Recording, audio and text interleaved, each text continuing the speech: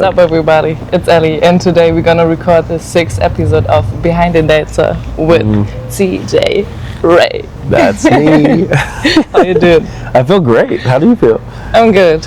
Good. Yeah. It's a nice day. Got matcha. I feel amazing. Nice. Okay, my first question is, what is something positive that happened to you today? Something positive that happened to me today. I woke up. I mean, that's the pretty great thing to do. And, you know, it's not guaranteed. You know, tomorrow's never guaranteed. So waking up is a huge and great thing that's happened today.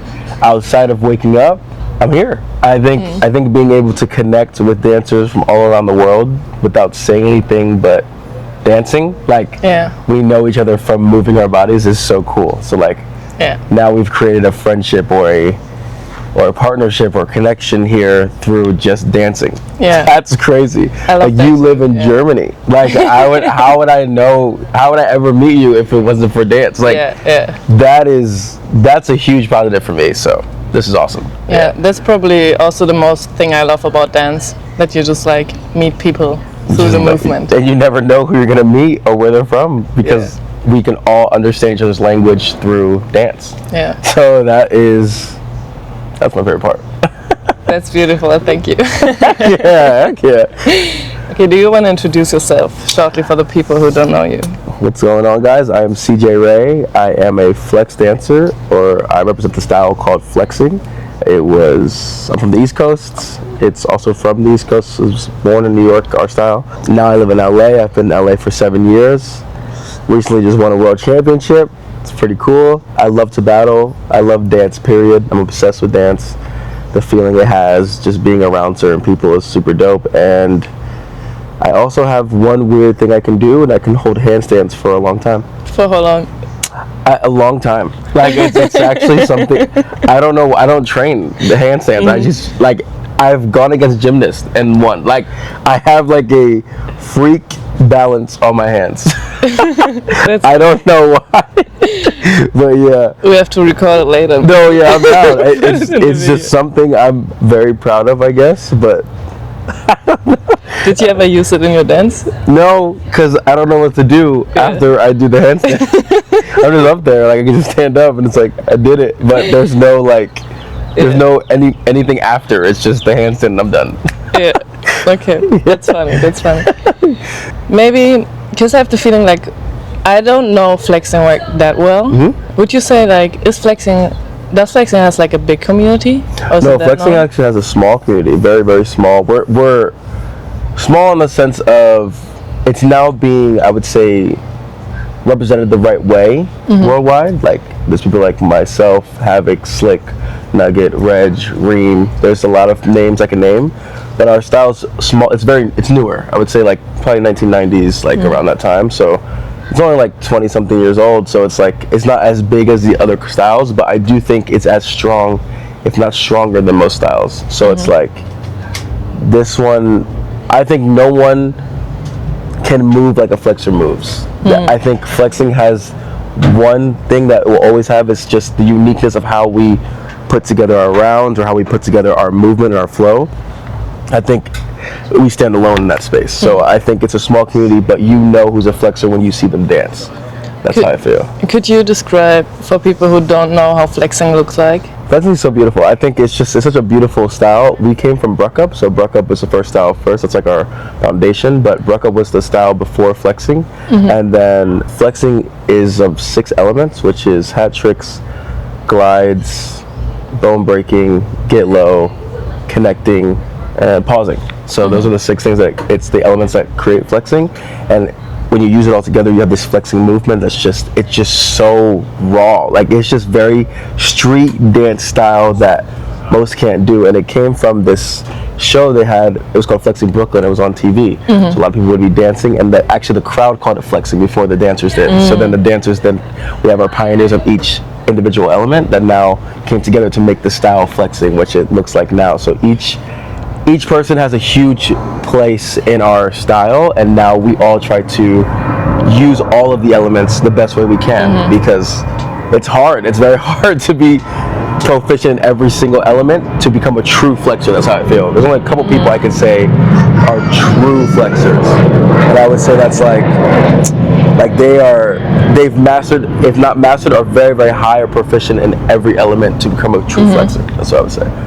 But it's all from Brooklyn, New York. You know, like New York is where it's the home base, it's hometown. You know, so if you want to see it for real, you got to go to New York. You got to go to you know, there's OTG. Battlefest doesn't have too many as much, but if you want to look up footage, Battlefest has a bunch of footage. You have, back in the day, used to be Killed. That was also great footage. King's Arena was great footage.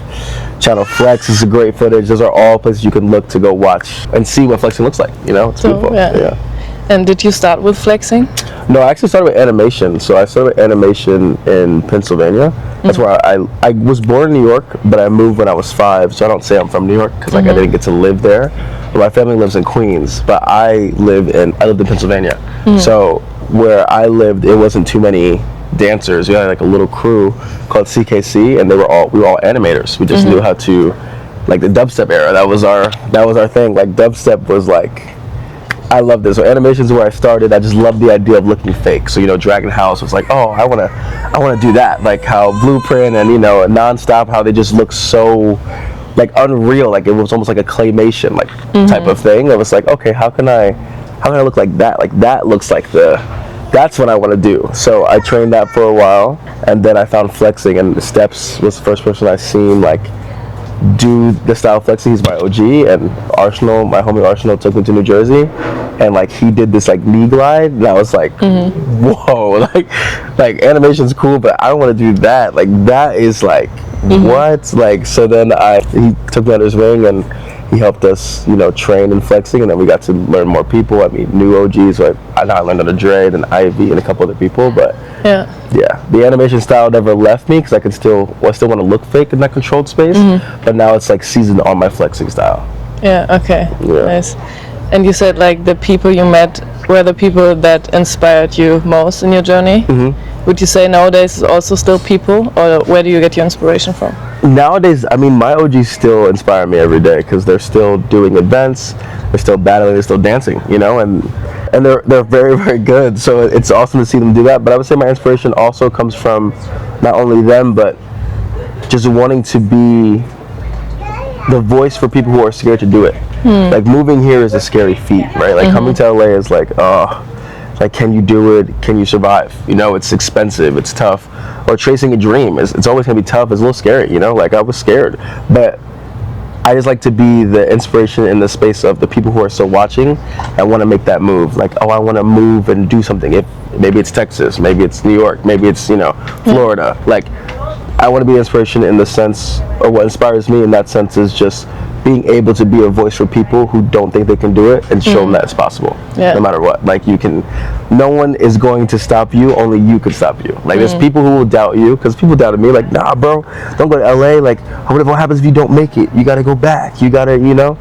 And then now it's like, damn, CJ's still there. Like, you know, like it's been 7 years, he never came back. So yeah, I just want to be able to inspire others. I think that's my drive, or my inspiration is to inspire others to keep chasing their dream no matter what. Like you can work a job and still chase your dream, you know? You can live with your parents and still chase a dream. Like you can do these things. There's no end to it. Like there's no end to the goal. You can be 17 or you can be 43. You can still chase a dream. Like it doesn't matter what you look like, your age, where you're from, you can do it. Anyone can do it. That's how I feel. I do have a question, but maybe you already answered it. Because what would you tell like your younger self, like your younger dancer? I guess I would tell him like, yo bro, keep going. We're almost there. You don't know what's gonna happen. It's like you're so close. Like you can do it. Like don't give up. And there's something bigger happening, so just don't give up. You have stuff coming. Like it may feel like everything's against you right now, but you're gonna make it. There's a thing, you're gonna do it. You're gonna do the thing that you want to do. That's what I would tell them. And like just stay true to who you are. That's it. And you said you won world championship? And in RF Jam with my teammates, shout out to Assassins, Intricate and Lam. We won in Vietnam. So the RF Jam is like, there's like I would say there's 5 events that are pretty big, and that's one of the 5 that, like, if you win, it's like a big deal. So that was like, we trained specifically for that, and I never thought I'd be in this space. Like, you think about it, but it's like, nah, how would I get to Vietnam? Like, it's the same natural doubt you have of why would I go there? Who would do it with me? Why would I, like, what would be my, how would I do that? So that was pretty huge, because we're all kids, we didn't have a great upbringing. So to be in a space where we're now in this space where we worked really, really hard to be here, it's just like, whoa, it's like, it's crazy. It's just a crazy thing. What year was that? This year. This year? Yeah, that happened in March. March? Yeah, March. Oh, wow. Yeah. So that was, we came back, we went there March, I think it was March. It's the middle of March. RF Jam's always in the middle of March. So we went there, I think the 13th, and we came back. We stayed there for like 2 weeks, me and Intricate. And Lam lives there. So then Lam comes back and forth. So he was living there at the time. So we got to meet his family and, see where he grew up and stuff. It's super dope. And then we planned to do that battle since last year, and we were like, let's just do it. Let's see what happens. And we ended up winning. So that was like a big win. Yeah, it's a big accomplishment for us. Congrats. Yeah, it was cool. It's pretty fire. The little kid in me is like, whoa, like we did something, like, because I love battling. So it's just like, whoa. How did it feel, that moment? Oh my God, there's a video of like them holding our hands, and like they put up Lam's hand and we put our hands up because we won the 3v3 and we won me and Intricate won the hand style. Like, so it's like if the finalists move on to the 7 to smoke for every category, and me and him won the hand style. So when we won that, we were tripping because that was a day before. Then on Saturday we did the open style, and like we made it all the way through. We got to the finals. We did really well, and they put our hands up, and like me and Lam's, we're all different people. Lam's like, good job. Like he's very like calmer. Me and Intricate are like, what? Like I jumped, like I don't even jump, like for real. Like I just jumped up and like did like a star. Like my arms are like this. It's such a funny picture. I'll show you the clip, but it's so funny. I couldn't believe it. Like it's just like, you work so hard to get to this point. It's like, oh snap, like this is real. Like you did it, So that was, and it was cool to do with my friends, like my actual friends. So that was a really, really fun time.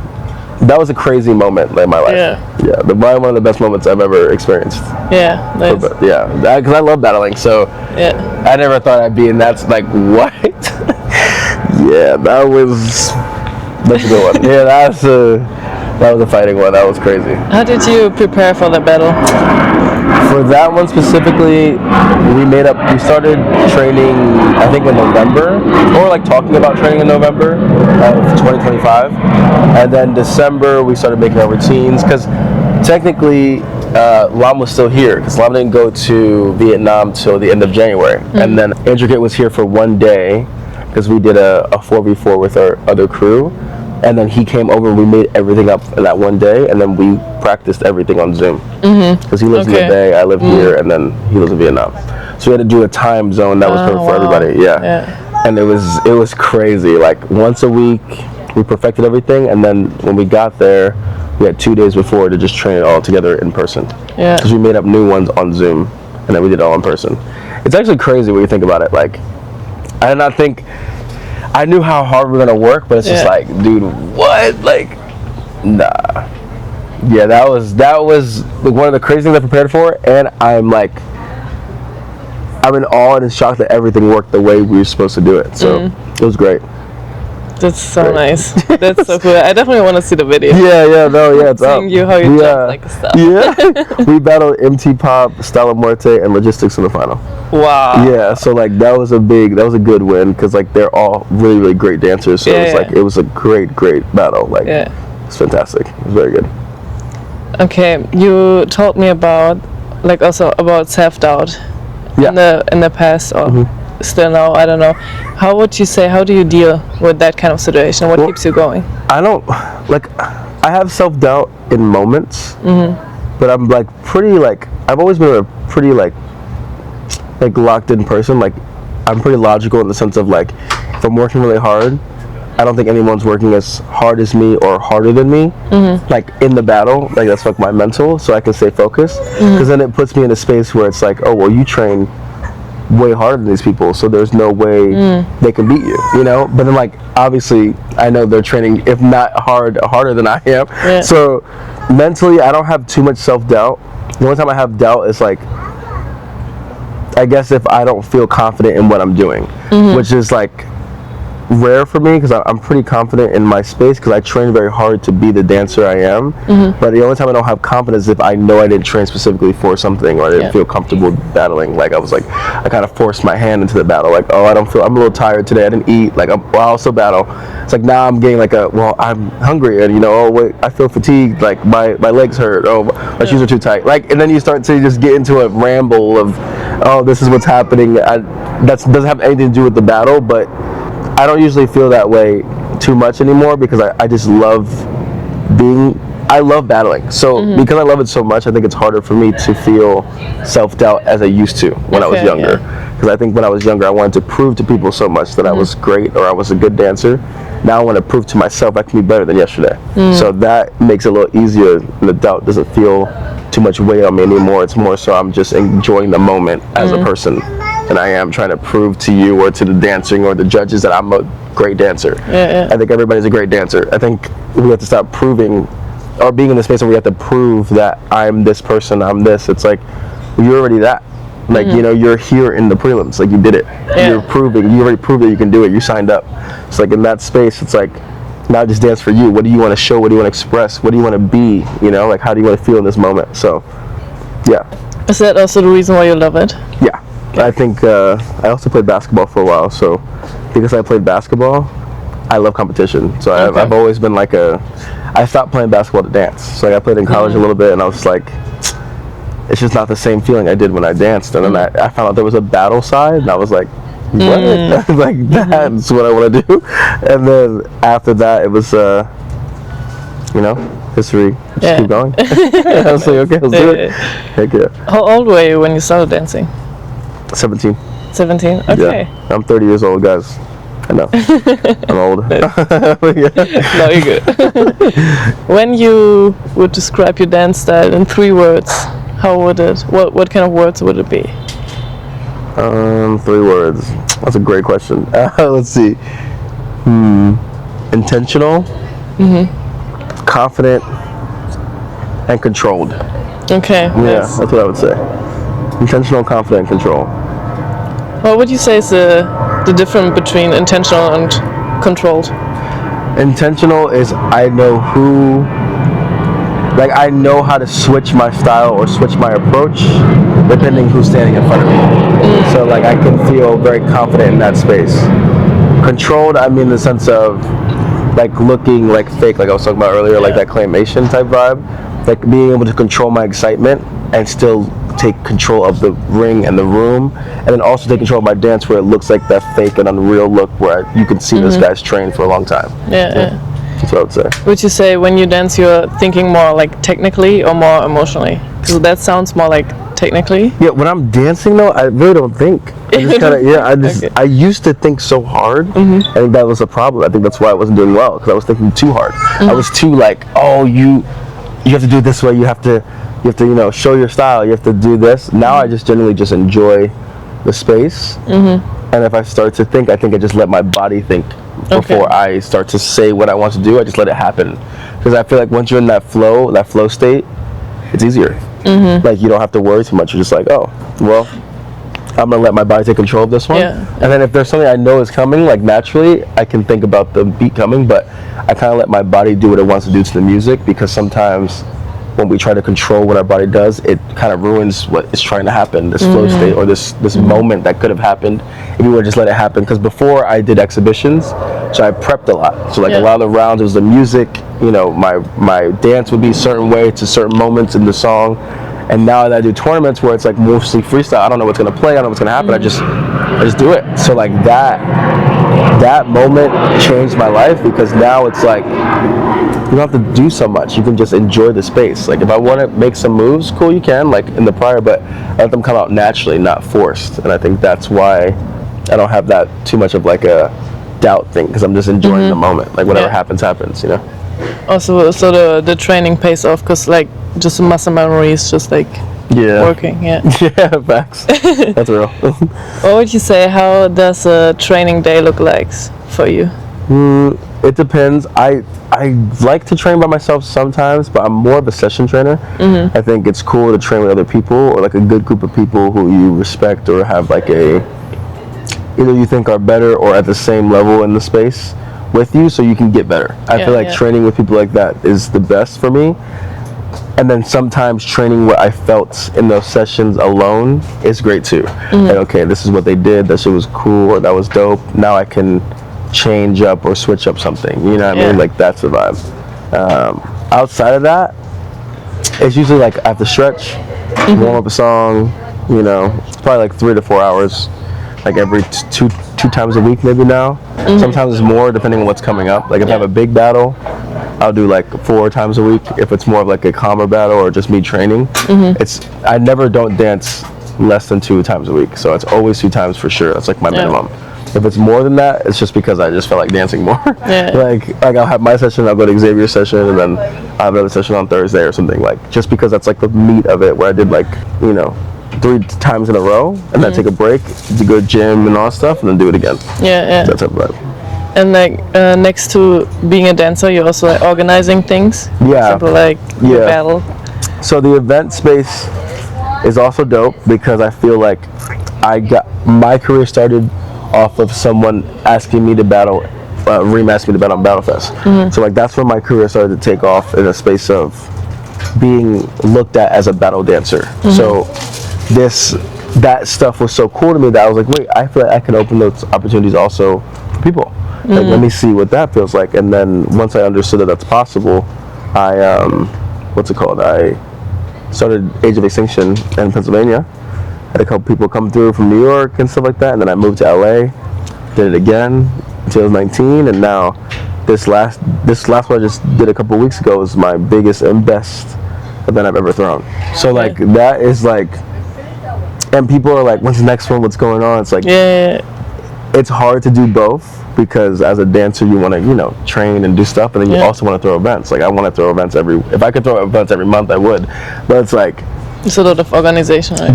It's like you have to choose one. That's what I've learned from Reem. He told me like if you choose to do one, you have to pick one. Like sometimes it's harder to do both, so that's why I have to do it once a year so that I can focus on my dance, keep building my name up, and then when it comes back, it's like, oh, CJ's having an event. He was just in Germany. He was just in Vietnam. We should go, so they can show love too. So I'm trying to do it more, but I think after I'm done like battling, like I'm finished like in that space of like I don't want to battle anymore. I just want to judge or like workshop and stuff. I'll slowly be focusing on my events, and that'll be my thing. So that event was really dope. I really enjoyed it. Yeah, you went crazy, dude. You went crazy. Your style is nuts. I feel like it's so cool to see a calmer approach to what you do. Like I feel like a lot of people get excited and they dance a lot of waving and like conceptual kind of movement, and like yours is like, this is fire. Like you're just gonna flow state. You know what I'm saying? So keep doing that, man. Shout out to Germany. Go crazy. I appreciate it. What would you say the success means to you in dance? Success means to me in dance. I feel like winning a battle is cool. Obviously winning bigger battles is amazing. It's great. I think success is having people wanting to do what I do. So like having people be like, what is that shoulder pop thing you do? Like, what's that? Like I want to, having people want to learn from me, I think is the best success, because that means I'm influencing enough people to want to change or add to their style because they feel as though they need it to do well in different spaces. So that is probably the most success. So having people come up to me and be like, yo, I want to do this, or yo, your event's so dope, I can't wait to battle the next one. Like in a space where they want to keep training to get better, to go further in my event, it's like, that's amazing to me. That's successful to me. I love that. Just being able to dance every day is success as well, because we're getting old, I'm getting old. Okay, what is something you're still learning as a dancer? There's always someone better than you. Unfortunately, that is the truth. Like even if you feel you're on top of the world, you do a lot of great things, you're killing it, there's always someone better than you. That's true. It's just the truth.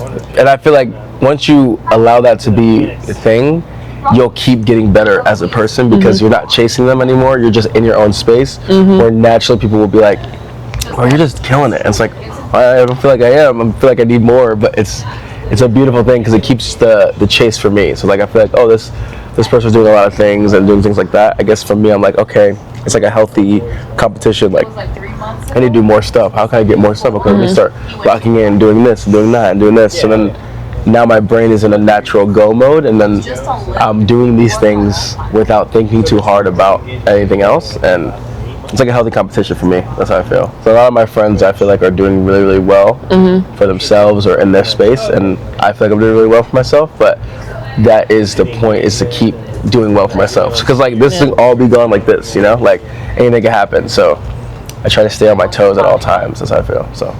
But would you say there's always somebody better than you in the same style, or like in general in dance? I think in general in dance, because there's always different approaches, you know? People like different things. So there could be, like, for example, I've been more into the hip hop space, so watching people in the hip hop, like how they approach music, how they approach the sounds, how they, you know, there's a different type of balance than it would be for crump, you know? So I think I've been more interested in watching that, and there's a lot of great hip hop dancers, and it's like, oh, I would love to do hip hop in that space. But then at the same time, I know where I'm at with my flexing, which I feel like how I feel about the hip hop, people feel about me with flexing. So it's like, I want to learn that, and then maybe I can trade off, and that's how we, you know, keep growing. Because if I get proficient or great at hip hop, there's more opportunity with that. You know, there's gigs, there's, let's say, choreography gigs, there's music videos, there's different things where it's not such a specialty.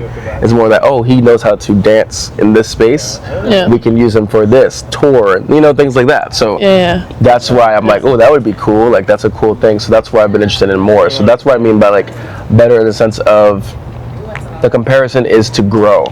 So it's not to feel like less or anything. It's more to grow as a person. Like, oh, okay, I can grow in this space if I learn from this person, in a sense, you know, like this person is better than me in that thing, like that part of thing. Like it could be your dance, it could be a general dance, it could just be the way they approach music, the way they approach life, like maybe a mentor. Like it's like just things like that where it's like, oh, I can learn from this person in that space. So better is like, it's a choosy word, I would say, but it's like that's how I mean when I mean better, like where they approach things in a different way, whether it's dance or just their mental thinking. Yeah.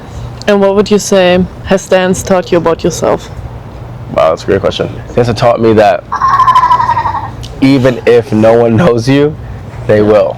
I feel like dance is like sometimes I'm not good at speaking or saying the right things to people, but if I can go in a room and dance, it could change everybody's first, like, oh, this guy, he's like, what, like, or he's doing this is so cool. Like dance has showed me that like you could basically be anything you want to be, and you don't have to worry so much about people's opinions. Like enjoy being who you are. So if that means I want to do, like yesterday I did storytelling all of the rounds, right? Like that's not normally what I do, but I love storytelling. That's my favorite thing about dance, is being able to tell a story. So like I got to show that in a consensual way, in a creative way. I never do that. So like that is cool because now people can see me in a different light. Maybe that could open up a door for different things. So sometimes dance lets me truly be myself. And I'm not always myself because I have to put on a persona sometimes for certain things. Like certain battles have to be more, you know, aggressive or intentional. Like I have to be this person. Like I have to be that way.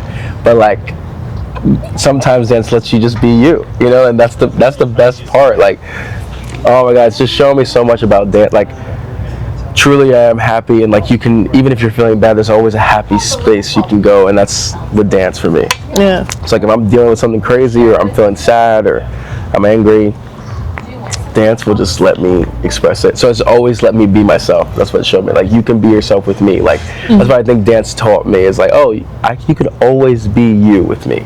So just come over here if you feel like, okay, let's just express that in this way. Be yourself for real. Like that is the greatest thing dance has done for me, and that's why I think I love it more than anything else. It's like, it's my life. It's life or death for me. That's how I feel. So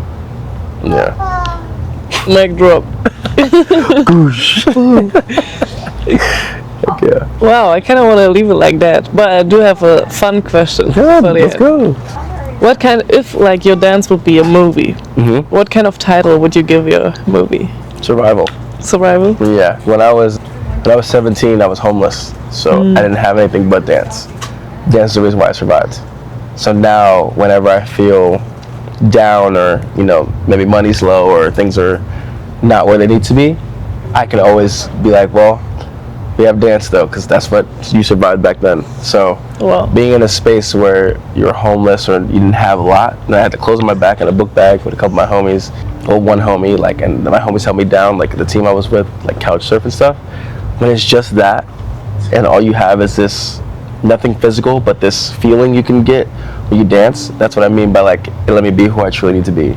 And I think that's why I take it so seriously now, because I took it seriously back then, and it saved my life, I feel. So now it's just deeper than just, oh, he's just dancing. It's no, he's getting through it.